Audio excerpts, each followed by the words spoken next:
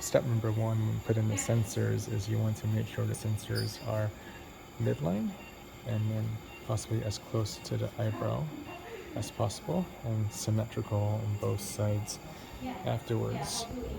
When we look at the monitor, the first thing we want to look at is the connection. So typically the monitor comes like this after it's been plugged in, and if you pull down the tab you can see an indicator of the connections here.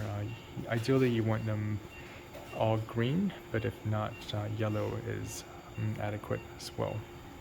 So to improve the impedance, we could put some tape on the sensors and some lube underneath it. And let's see what the impedance looks like now. Now we have most of them in green. The next thing to adjust is the sweep speed, which is on the bottom left corner. Currently it is 30. There are two options, 15 or 30. We want it to set to 30 to get a higher recording frequency. The next thing to look at is the amplitude. Ideally, you want all of the waves to be within the boundaries. So here we have our amplitude set at 5, which is likely too low for this child, so we increase it.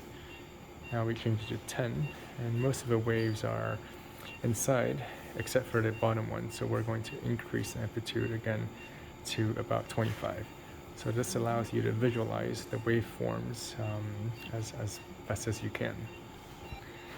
The third thing to adjust is the range of the density spectral array, or the DSA. Here we have a range from -25 to 10.